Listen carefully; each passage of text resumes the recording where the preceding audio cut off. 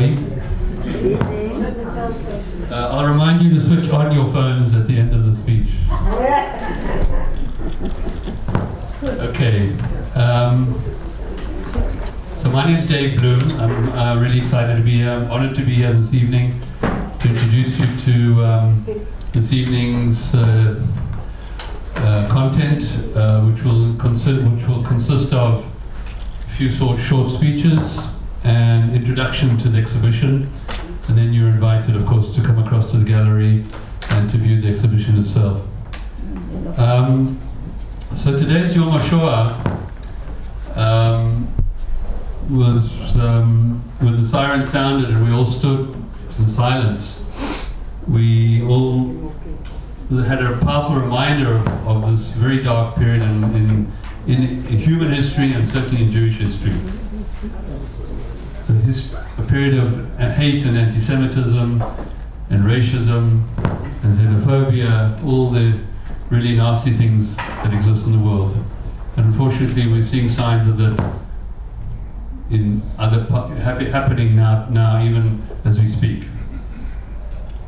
But as we witness the passing of the generation that actually witnessed the Holocaust, I think the real challenge for the next generation is how do we pass on this memory?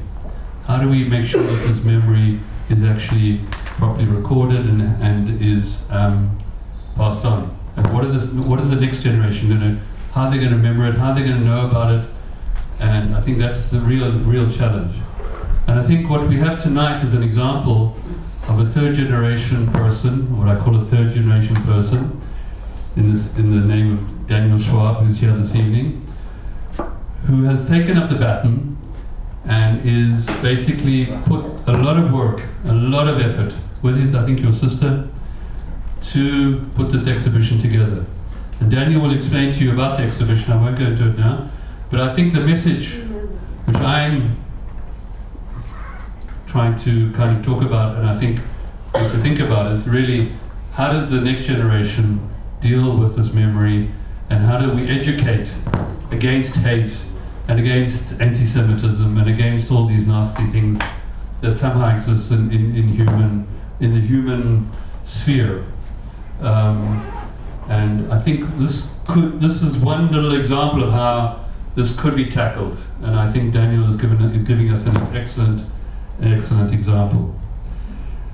I'm extremely grateful to him and to the South African Jewish Museum, who actually put the exhibition together in South Africa. They actually put all the graphics together. It was curated by Dr. Shirley Gilbert, who is an associate professor of history and Jewish and non-Jewish relations at the University of Southampton in UK. She is also the author of Music and the Holocaust and the book called From Things Lost, on which this exhibition is based. So she was behind the curation of the actual content you'll see in the exhibition.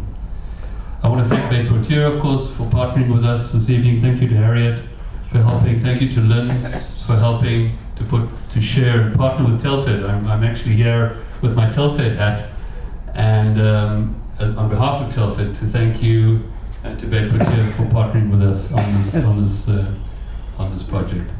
So with that, I'm actually going to hand over to our chairperson at Telfed, Batya Schmuckler, who will say a few words on behalf of Telfed. Thank you.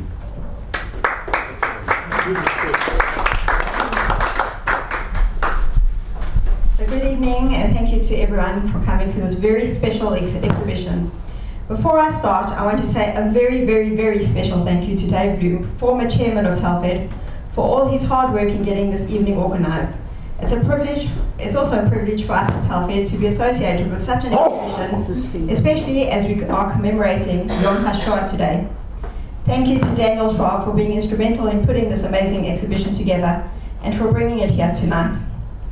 It's also fitting for us to be hosting this exhibition here at Beit Portier, a place that is so deeply connected to South African roots. Thank you to Beit Portier for hosting us here tonight. This evening has many different personal connections for me too. I go back many years with the Schwab family from my days at King David Linksfield. I remember Mrs. Carol Schwab when she taught there.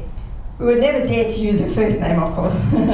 and I was in class with Danie Schwab, one of Rudolf Schwab's granddaughters and Daniel's sister.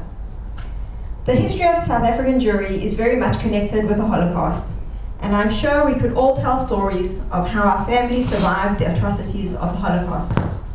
I'm very blessed to be able to represent Telford, South African Zionist Federation, Israel, here this evening. It is like closing a circle for me, my family, and many other Southern Africans who have had the merit to come and live in this wonderful country. Imagine how proud Rudolf Schwab would have been to know that his grandson and his family live in Israel. Telford is very proud to be here as one of the most productive and active Aliyah and Klita support organizations in Israel. Our mission in Telford is to support Southern African Olim and to encourage them to participate in and to contribute to Israeli society. Over the past 7 decades, Telford has evolved and adapted to the various needs of the South African community in Israel. For those of you who may not know, Telford offers many services and opportunities, from Klita, housing, scholarships, employment counseling, support for lone soldiers, social welfare services, providing meaningful volunteer opportunities, and much, much more. We are gathered here tonight to commemorate Yom HaShoah and how important this is. We commemorate because the late Shimon Peres said, "We have a duty to be the eyes and ears and be a witness for future generations." We commemorate because we must never let the lessons of the past be trivialized, denied, or worse, simply forgotten. It is so important for us to raise awareness of extreme anti-Semitism that still affects us today. We must not take for granted that we are lucky enough to have the State of Israel to protect us. I'm so particularly proud to be a descendant of Holocaust survivors on both sides of my family, living here in Israel, bringing up my children here, being the proud mother of soldiers who have served in the Army, the Navy, and now in the Air Force, serving our country. And I'm proud to be the chairman of such a wonderful organization like Telford.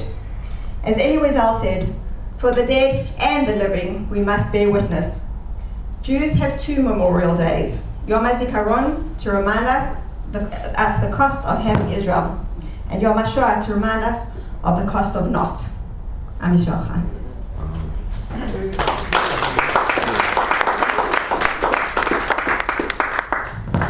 Okay, so I have great pleasure to introduce Danie Schwab, the grandson of Rudolf Schwab. Today you will see the outcome of Daniel's painstaking work and dedication in exposing Rudolf's story and helping to preserve it. As Daniel's great-grandfather Max wrote to his son Rudolf, "It is the historian's duty to report the facts, not to gloss over anything and not to paint too gloomy a picture." Daniel grew up in South Africa and made Aliyah 25 years ago through Bnei Akiva. He had a 20-year career in various business and high-tech and renewable energy. He's a proud father of 7 children, all born in Israel, the eldest currently serving in Sanchanim. Following the discovery of the letters in a box that survived a fire that engulfed his family home, he has voluntarily dedicated a significant amount of time in Holocaust online education through an organization he founded called the Holocaust Social Media Project. Daniel.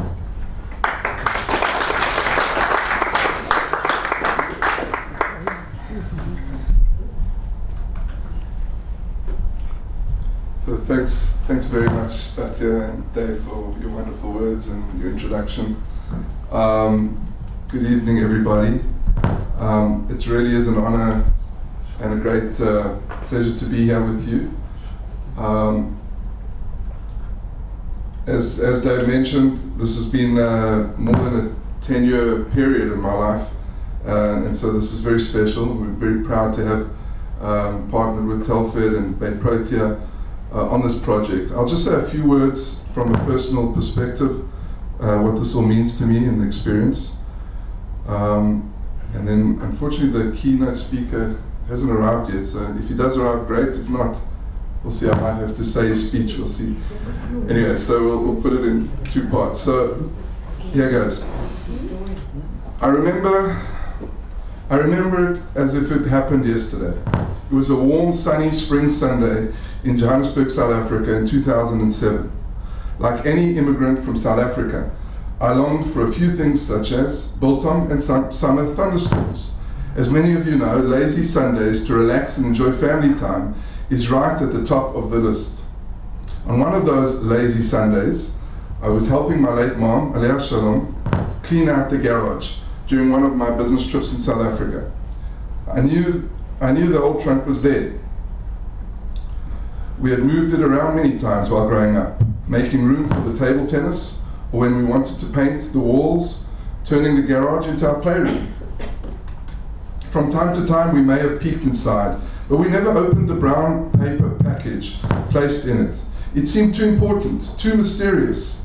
Like if we had opened it up, we might have uncovered family secrets that would change the course of our lives. Little did I know that's exactly what was about to happen. On that day, I said to myself, if not now, then when? If not me, then who?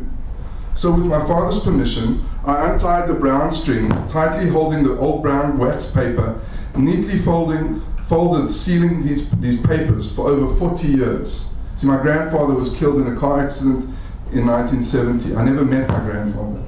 Immediately I noticed these papers were important. They were so well organized, perfectly aligned. The person who had wrapped them up treated them as if they were the manuscripts to one of the books of the Torah itself. After spreading the letters on my parents' dining room table, noticing they were written in German, I realized that it was not going to be a quick project. I noticed one or two letters in English and started to read. One was to a friend in England describing Ralph's first few impressions of South Africa, and another was a detailed description of what happened to his parents during the war to a family friend in Sweden. Then, while not knowing German, I was able to recognize the conventional letter format, so I could see to whom the letter was written, who was the author, and what was the date. I was able to discern the location of the letter, the dates, the names, of people and places. Suddenly, shivers came down my spine. Tears began to flow from my eyes. I remember it as if it was yesterday.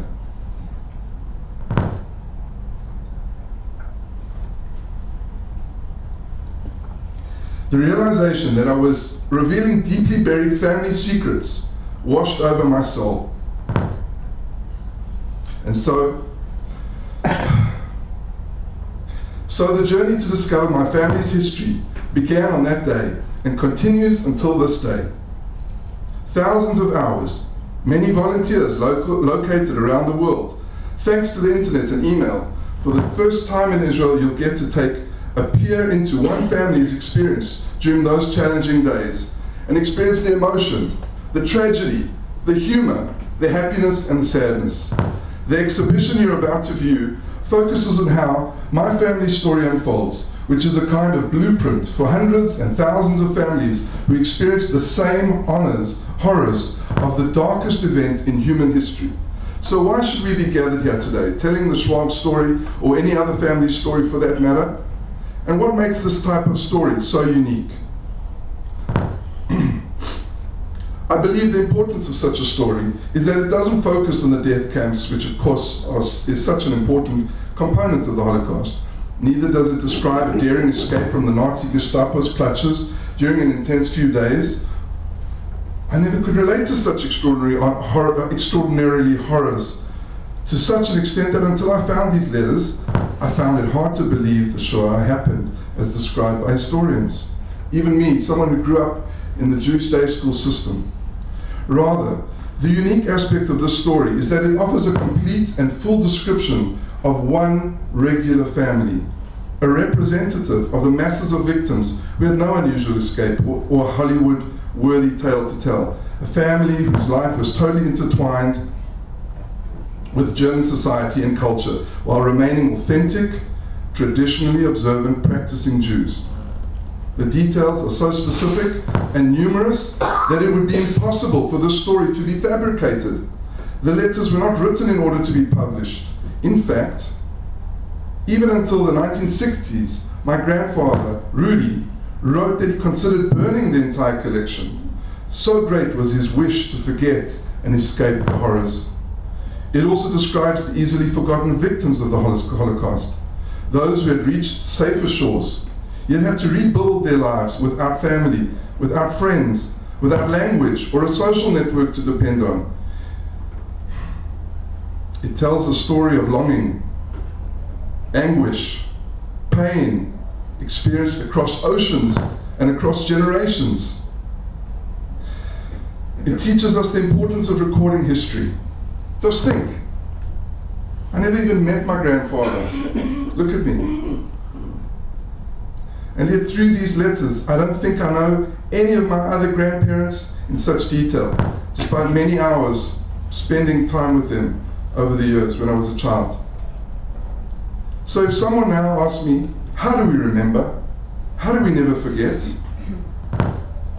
I say, tell your story loud and clear and authentically. Show your pain, show your tears, and at the same time show your bravery, your ability to carry on, to rebuild your life, a family, a nation, and write it down. Record your history. Celebrate what we have, what we have accomplished, and who we have become. Stay true to your ancestors and to their values. This is my vow.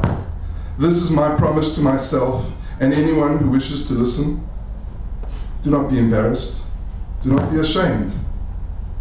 We have overcome, and we will continue to overcome. So those are some personal words. I guess when I wrote them, I didn't realize how powerful they would be for me. I think what's left to say is thank you to so many people. I definitely do not deserve the attention that I got a few minutes ago. First and foremost, the Kushlik and Kaplan Family Foundation, the late Mendel Kaplan's family, who, bottom line, they believed in this project from day one. I remember Oren and his mother invited me for dinner one night. I couldn't believe it. I was startled. Why would they be interested in such a project? So thank God there's a recording of this. So Oren and your family, really thank you so much for everything. Obviously to Dr. Shirley Gilbert, who also believed so much in this project. Tali Nates as well, who's the director of the Holocaust Museum in Johannesburg. South African Jewish Museum, Gavin Morris, director. Obviously Telfed and Dave, all his tremendous work. There's many other people who over the years have helped me and helped us get this together. Please God, this is the beginning. It's a traveling exhibition, and one of the reasons why it's so important, and hopefully this will initiate a movement, just like Dave said, is how do we get other people to tell their story?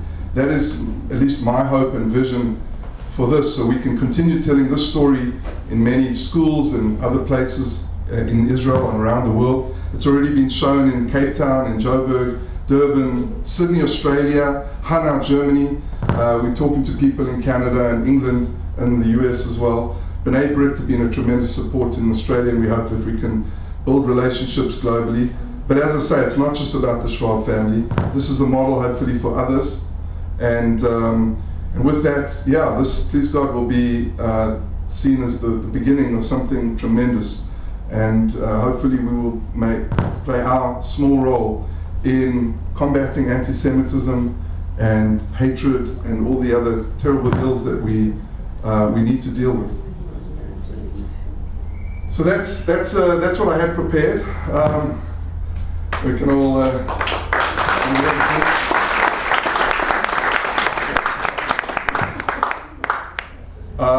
Unfortunately, the keynote speaker's not here, so I'm not sure if we even. What do you think, Dave? Summarize his story. What he would have said. Well, I guess I will say a few things, and I think we can use this time for question and answer, and I'm sure that's probably more productive. You might have some questions. Hopefully, you're curious, and we can have a few minutes if that's okay.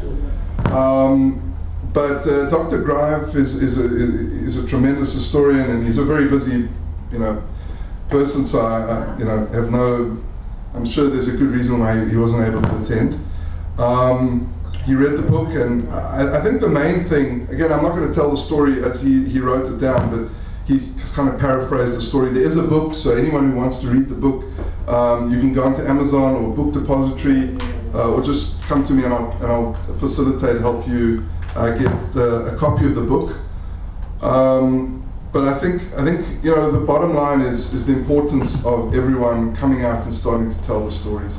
We don't realize how many stories are buried in other people's garages and attics and other places. We're living amongst survivors, and in some way all of us are survivors. We've all got a story to tell, and I think that was his message. Is here's a way that we can use some documents which are in quite unique thing. Fortunately, we were able to save them. But look, even a few letters, 1 or 2 letters, can spark a conversation with your children. I've got children from 20 to the age 6, and obviously, we're very careful not to overburden them with the story. But it does trigger from time to time, when they are comfortable about it, to talk about it and ask questions. And as someone who grew up without a history, I honestly thought I was born in South Africa and my whole family started in South Africa. And I had absolutely no idea the connection I had with my history. And so, for some people that's fine, okay. But I think a lot of people, it's an enriching experience when you get to connect with your history. And fortunately we're around people who have so much to tell, so many stories, so many experiences. And I want to encourage especially this crowd to tell your stories to your children, your grandchildren, and open up. My grandfather didn't say a word to my father. He went to a Roman Catholic boarding school from the age of 9. Okay? He knew nothing. This is all brand new to him. He's 77 and he's now discovering who his father was, who his family was. So if you have buried stories, tell them. It's important, it helps. It's not easy, but it's important. I think that's more than enough for now, and thank you. Please enjoy the exhibition. So there's the documentary. Yeah, we're going to show a short film, but if there are any questions, maybe Daniel would like to take a couple of questions if you have any. Sure. Anybody? Yes. Just a quick question. Yeah. Have you taken the exhibition to Gentile communities, and if so, what has the reaction been? So I've spoken to some groups, not the actual exhibition, but I've talked about the story. What's very interesting, at Hebrew University, we did a session last year, and there was half of the crowd were European German, and the other half of the crowd were Israeli. And it was unbelievable to see how the non-Jewish crowd they had fire in their eyes. They are so scared of the rise of anti-Semitism. And it's really something that actually non-Jews connect to very, very, very much. I've spoken to other groups, older groups, and you see it. People relate to their own stories. They have other stories. There are other persecuted people in the world. Let's not forget. The Jewish people are not the only ones who are being persecuted or have been through horrors. So we need to respect other people's tragedies, and believe you me, they exist all over the world. So yeah, this story definitely gives a platform for non-Jews to relate to. Yeah. Sorry, where were the letters written? Where did your grandfather write the letters? Okay, so just practically, so he started in 1934. He left Germany when he was about 21. And the letters, and he kept copies of his own letters as well. So he started writing to his parents and his younger brother. He was in Belgium initially, just wrote some in Belgium. Then he moved to Holland. Then he moved to England. And eventually in 1936 he arrived in South Africa. He started in Cape Town and he moved to Johannesburg. So there are 2,500 letters. So how did he collect them then? Because if they were written, and he must have gone through a lot, how did he take them with? Yeah, he kept them over the 40-year period. He received letters, yes. Right? So he kept them, and he was very studious. I get in this trunk or whatever. I'm not sure exactly how, but yeah, he was a real yekker. It's amazing. Yeah, he was a real yekker. He kept every copy. So wherever he went. Yeah, and these are very thin papers. I don't know if you remember those thin papers. So when we opened it up, I was so nervous they would disintegrate. So one of the first things I did was took them to Yad Vashem, who also, they were incredible. They've digitized all of them, cataloged them all. It's a huge operation. You have to understand that he kept copies of his letters that he wrote. Oh, so did you get so he them had from two other ways. He people copied, as he well? copied his letters. He copied his own, so he didn't have to get them back. understand. Before he sent them, he had a copy. I never understand how people manage to save photographs and letters and things like that. It's in the blood. I mean, you'll see, if you read the book, you'll see it's in the family history. We've got a family tree going back 15 generations. And it was recorded, and a lot of the letters talk about how studious and how important my great-grandfather encouraged my grandfather to record that history. They had historian DNA, I guess. So they were very committed to documenting things and keeping things. Yeah. That's amazing. But there's a quick video as well. And Let's see that. yeah, let's put that up.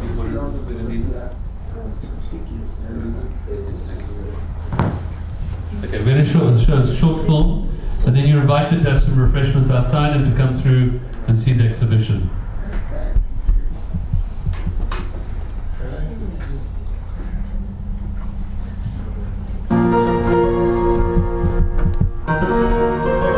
Our lives live out, backlit by history.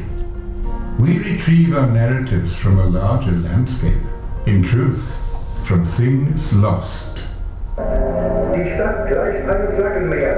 Der Rittergott meinte es wohl eine prächtige, ruhmvolle Nacht vom Himmel. Soeben trat Landradöser wie den Herren seiner Kleidung ein. Erinnerungen an das Hausbärische Reich. Reichsleiter, Obergruppenleiter, Vertreter des Magistrats in Staat- und Exilformen, Hakenkreuzfahnen.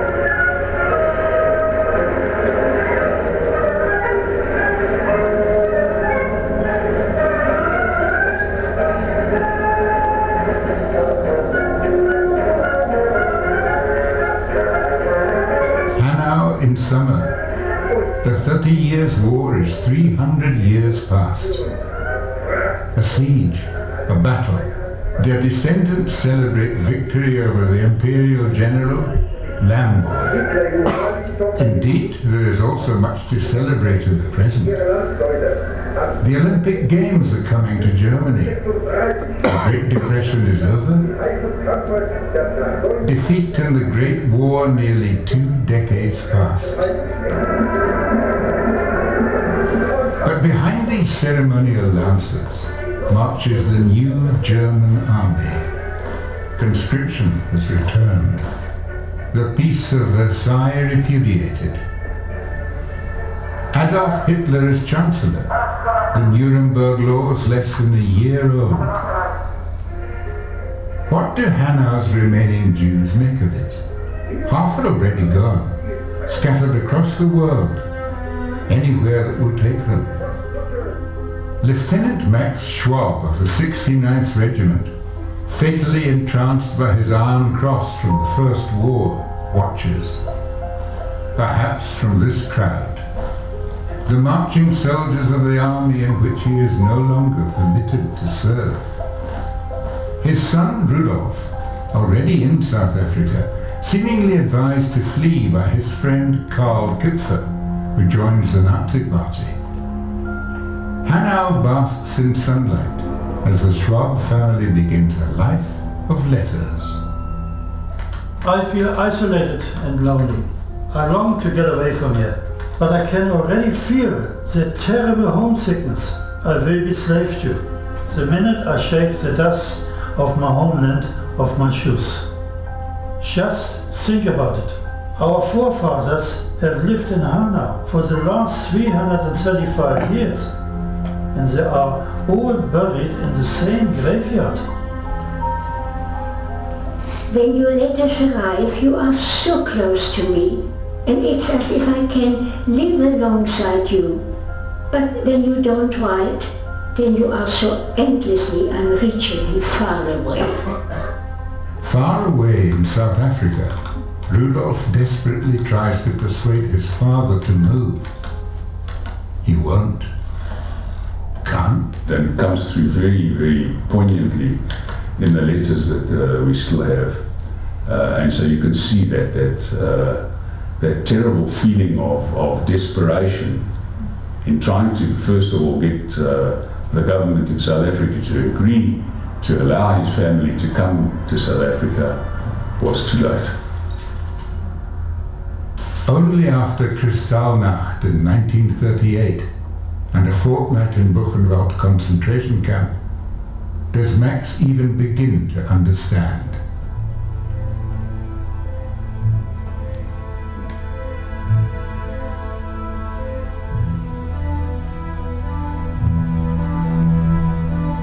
Dear Sir, with further reference to your letter of the 29th of April 1939, I have to inform you that the applications by Mr. Max Schwab and family for permanent residence in the Union in terms of the Aliens Act 1937 have been reconsidered by the Immigrant Selection Board. The applicants have, however, again been rejected. The documents which accompanied your letter are returned herewith. I have the honor to be, Sir, your obedient servant, Secretary for the Interior. And so this, I guess, was probably, you can imagine, quite devastating to my grandfather when he... I'm sure, because it was also not the first time, as it says, he submitted documents before. And this is the final word, unless something really significant changes. Yeah, I get very emotional when I read something like this. September 1st, 1939. War. Lately I have been rereading your old letters. You preached to us and pushed us more than enough, but we just didn't understand.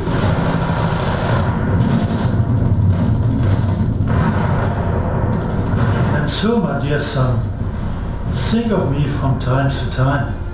My future is dark, but whatever the Almighty decides will be good enough for me. Did Max and Martha Schwab ever know they were about to be grandparents to Norman? Born to Ralph and Rachel in 1942 in Johannesburg? Good question. I've never actually thought about that. I can't remember who it was now, to be honest.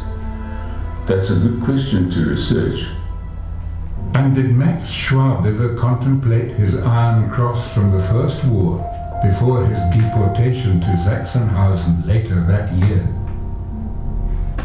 We shall never know. We only know he died there. A death certificate and ashes for Martha, alone now with Hans. A few more letters, Red Cross correspondence, silence. These final photographs are Hanau's remaining Jews clearing the streets. And on a sunny Saturday afternoon, 30th May 1942, deportation. All roads run east, and yet further east, over the ends of the world.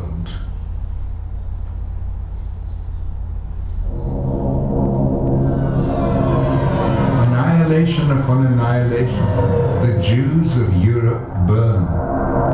Germany burns. Hanau is destroyed in 16 minutes on March 19th, 1945.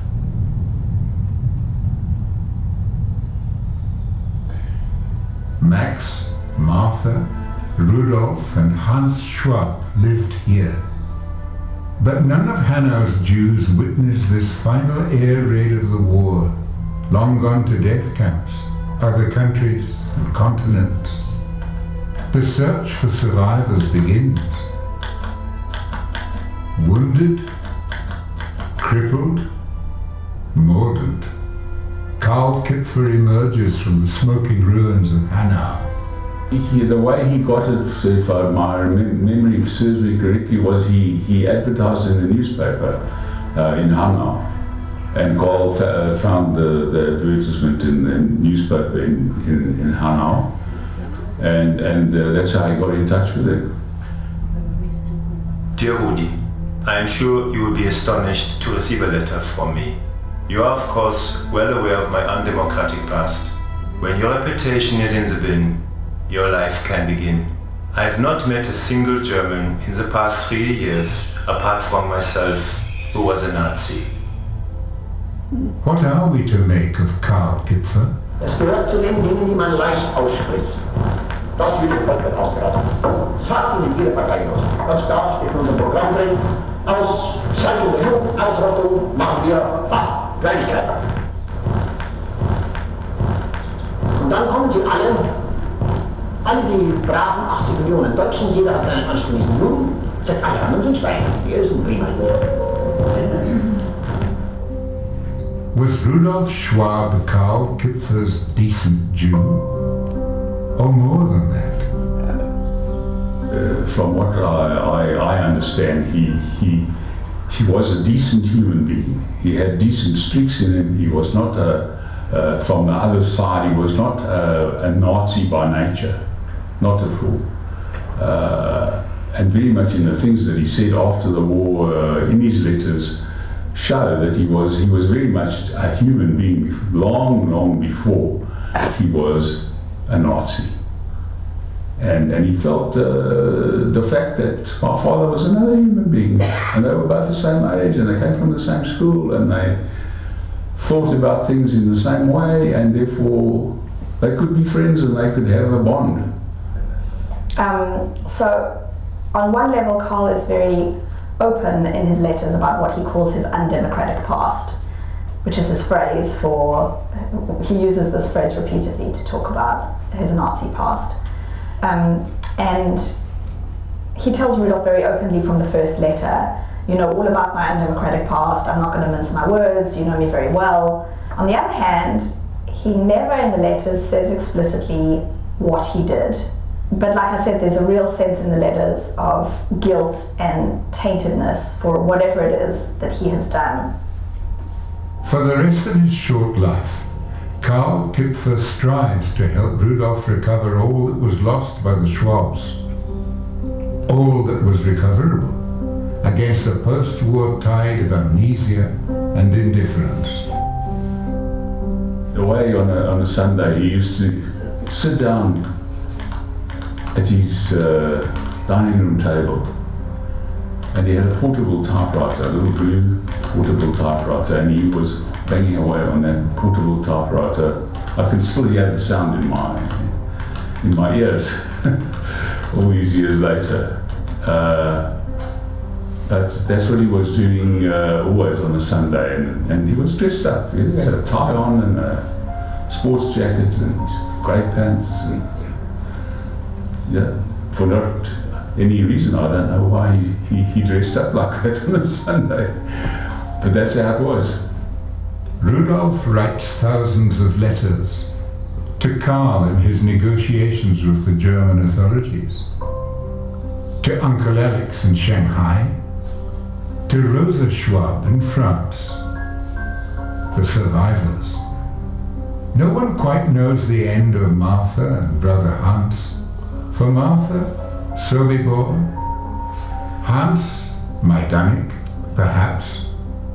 Even the indefatigable Karl cannot find out for sure.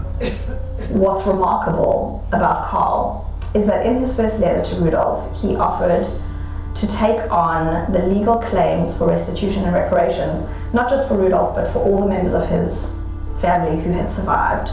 But despite his very poor physical condition and being a very sickly man, he literally hobbled around Germany between 1948 and his death in 1955, pursuing these claims for his Jewish friend, really pursuing acknowledgement and justice.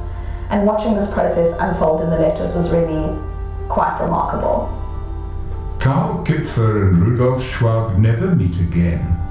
An enigma till the end, Karl dies in January 1955. In politics, as in war, and at the cinema, the best places are at the back. Perhaps he speaks for every man. 7 years later, in 1962, Max Schwab's ashes are interred in Hanau, alongside the graves of his parents. His son is witness. I contacted the mayor of Hanau and invited me to a ceremony which they had been planning to acknowledge and to recognize those Jews who lived in Hanau and who perished during the Holocaust. Als Präsidentin des Zentralrats der Juden in Deutschland gilt Ihnen. Wir freuen uns sehr, dass Sie heute da sind. Es ist für uns eine große Ehre. Herr Danie Schwab und Frau Lyons aus Südafrika, Urenkel von Max Schwab. Herzlich willkommen in Hanau.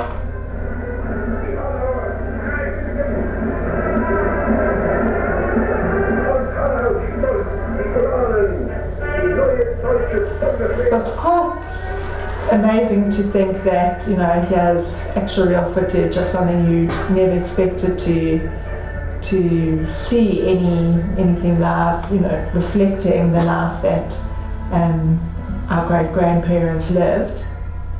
The Jewish cemetery was completely intact, which was quite stark, knowing that statistic of such a huge proportion of the town being destroyed, and then seeing this Jewish cemetery completely intact with all our ancestors going back hundreds of years in their tombstones was something quite touching, and, you know, really, you know, you could feel the history, and you could feel we could feel that, you know, our roots were here, and, you know, and also understanding why they loved where they lived and why Max was so reluctant to leave.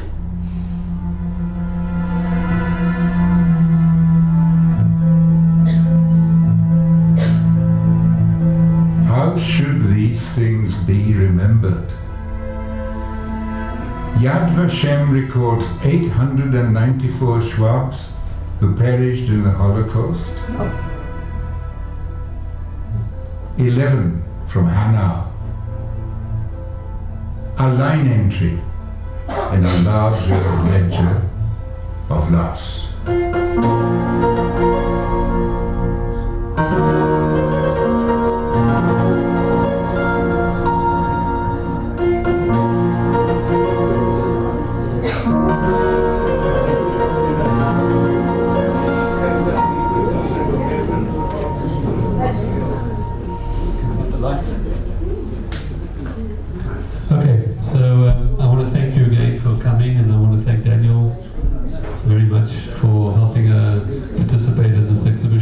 Please have something to drink and to eat, and come through and see the exhibition. It'll be open until the end of tomorrow. We'll be packing it up just before Shabbat tomorrow.